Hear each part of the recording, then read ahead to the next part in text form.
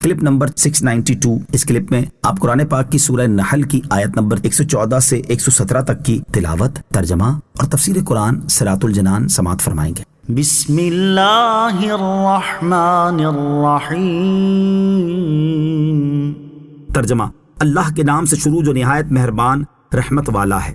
فَكُلُوا مِمَّا رَزَقَكُمُ اللَّهُ حَلَالًا طَيِّبًا وَاشْكُرُوا نِعْمَةَ اللَّهِ إِن كُنتُمْ إِيَّاهُ تَعْبُدُونَ۔ إنما حرم عليكم الميتة والدم ولحم الخنزير وما أهل لغير الله به فمن اضطر غير باغ ولا عاد فإن الله غفور رحيم۔ ترجمہ: تو اللہ کا دیا ہوا حلال پاکیزہ رزق کھاؤ اور اللہ کی نعمت کا شکر ادا کرو۔ اگر تم اس کی عبادت کرتے ہو، تم پر صرف مردار اور خون اور سور کا گوشت اور وہ جس کے ذبح کرتے وقت اللہ کے سوا کسی اور کا نام پکارا گیا سب حرام کر دیا ہے۔ پھر جو مجبور ہو اس حال میں کہ نہ خواہش سے کھا رہا ہو اور نہ حد سے بڑھ رہا ہو، تو بے شک اللہ بخشنے والا مہربان ہے۔ فَكُلُوا، تو کھاؤ۔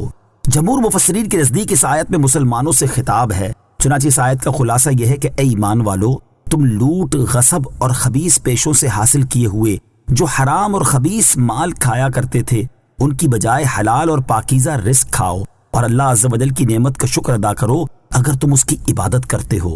انما حرم علیکم، تم پر تو یہی حرام کیا ہے۔ آیت کا خلاصہ کلام یہ ہے کہ اللہ تعالیٰ نے صرف یہ چیزیں حرام کی ہیں جن کا بیان اس آیت میں ہوا، نہ کہ بحیرہ اور سائبہ وغیرہ جانور جنہیں کفار اپنے گمان کے مطابق حرام سمجھتے تھے۔ نیز جو شخص آیت میں مذکور حرام چیزوں میں سے کچھ کھانے پر مجبور ہو جائے تو وہ ضرورت کے مطابق ان میں سے کھا سکتا ہے۔ نوٹ: اس آیت کی تفسیری تفسیر سورہ بقرہ آیت نمبر 173، سورہ مائدہ آیت نمبر 3 اور سورہ انعام آیت نمبر 145 میں گزر چکی ہے۔ دین اسلام کی خصوصیت: اس آیت سے معلوم ہوا کہ دین اسلام انتہائی پاکیزہ دین ہے اور اس دین کو اللہ تعالیٰ نے ہر گندی اور خبیث چیز سے پاک فرمایا ہے، اور اس دین میں مسلمانوں کو طہارت و پاکیزگی کی اعلیٰ تعلیمات دی گئی ہیں۔ حضرت قتادہ رضی اللہ تعالیٰ عنہ فرماتے ہیں، بے شک اسلام پاکیزہ دین ہے، اللہ تعالیٰ نے اسے ہر بری چیز سے پاک فرمایا ہے، اور اے انسان، اللہ تعالیٰ نے تیرے لیے اس دین میں وسعت بھی رکھی ہے کہ جب تو اس آیت میں بیان کی گئی چیزوں میں سے کسی چیز کو کھانے پر مجبور ہو جائے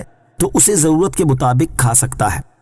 وَلَا تَقُولُوا لِمَا تَصِفُ أَلْسِنَتُكُمُ الْكَذِبَ هَذَا حَلَالٌ وَهَذَا حَرَامٌ لِتَفْتَرُوا عَلَى اللَّهِ الْكَذِبَ إِنَّ الَّذِينَ يَفْتَرُونَ عَلَى اللَّهِ الْكَذِبَ لَا يُفْلِحُونَ۔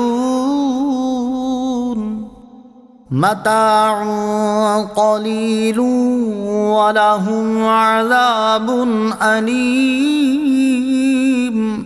ترجمہ: اور تمہاری زبانیں جھوٹ بولتی ہیں، اس لیے نہ کہو کہ یہ حلال ہے اور یہ حرام ہے کہ تم اللہ پر جھوٹ باندھو۔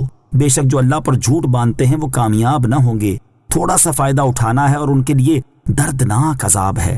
ولا تقولوا، اور نہ کہو۔ زمانے جاہلیت کے لوگ اپنی طرف سے بعض چیزوں کو حلال بعض چیزوں کو حرام کر لیا کرتے تھے اور اس کی نسبت اللہ تعالیٰ کی طرف کر دیا کرتے تھے۔ اس آیت میں اس کی ممانعت فرمائی گئی اور اس کو اللہ تعالیٰ پر افطرا فرمایا گیا، اور افطرا کرنے والوں کے بارے میں فرمایا گیا کہ بے شک جو اللہ تعالیٰ پر جھوٹ باندھتے ہیں وہ کامیاب نہ ہوں گے۔ اپنی طرف سے کسی چیز کو شرعاً حرام کہنا اللہ تعالیٰ پر افطرا ہے۔ آج کل بھی جو لوگ اپنی طرف سے حلال چیزوں کو حرام بتا دیتے ہیں، جیسے میلاد شریف کی شیرینی، فاتحہ، 11ویں عرس وغیرہ، ایصال ثواب کی چیزیں جن کی حرمت شریعت میں وارد نہیں ہوئی، انہیں اس آیت کے حکم سے ڈرنا چاہیے کہ ایسی چیزوں کی نسبت یہ کہہ دینا کہ یہ شرعاً حرام ہے، اللہ تعالیٰ پر افطرا کرنا ہے۔